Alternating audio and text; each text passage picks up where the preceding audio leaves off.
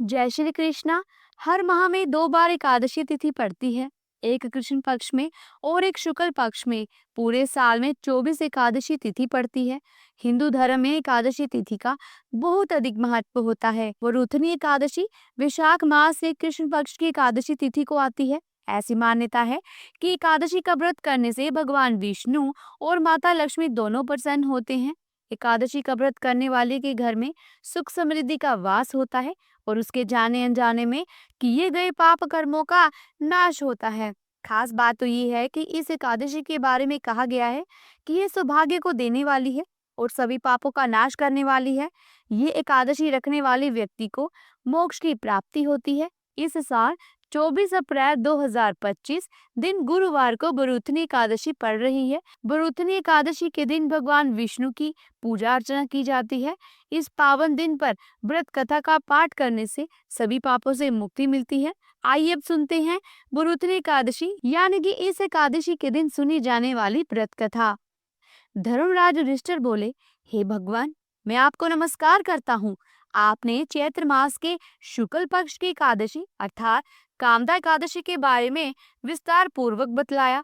अब आप कृपया करके विशाख कृष्ण पक्ष एकादशी का क्या नाम है तथा उसकी विधि महात्म्य क्या है, कृपया ये बताएं।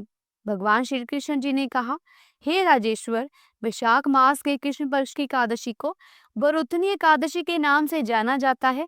ये सौभाग्य देने वाली, सभी पापों को नष्ट करने वाली तथा अंत में मोक्ष देने वाली है। इसका महात्म्य कथा मैं आपसे सुनाता हूँ, ध्यान पूर्वक सुनो। प्राचीन काल में नर्मदा नदी के तट पर मानधाता नामक राजा राज्य करते थे।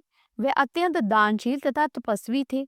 एक दिन जब वह जंगल में तपस्या कर रहे थे, तभी ना जाने कहां से एक जंगली भालू आया और राजा का पैर चबाने लगा। राजा पूर्वत अपनी तपस्या में लीन रहे। कुछ देर बाद पैर चबाते चबाते भालू राजा को घसीटकर पास के जंगल में ले गया। राजा बहुत घबराया, मगर ताप धर्म अनुकूल उसने क्रोधित और हिंसा ना करके भगवान विष्णु जी से प्रार्थना की और करुण भाव से भगवान विष्णु को पुकारा। उसकी पुकार सुनकर भगवान श्री हरि विष्णु प्रकट हुए और उन्होंने चक्र से भालू को मार डाला। राजा का पैर भालू पहले ही खा चुका था। इससे राजा बहुत ही दुखी हुए।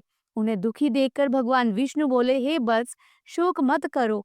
तुम मथुरा जाओ और वरूथनी एकादशी का व्रत रखकर मेरी बराह अवतार मूर्ति की पूजा करो। उसके प्रभाव से पुनः सुदृढ़ अंगों वाले हो जाओगे।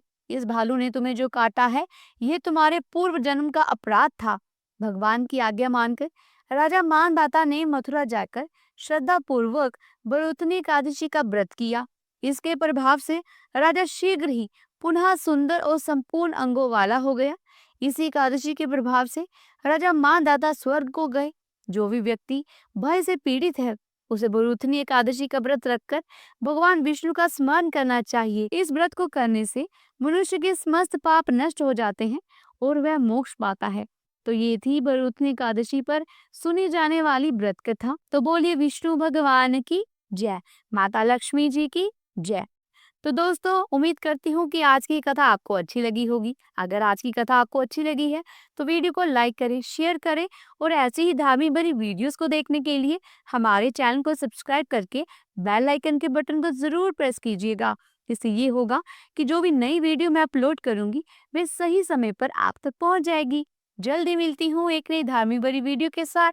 तब तक के लिए प्रेम से बोलो राधे राधे।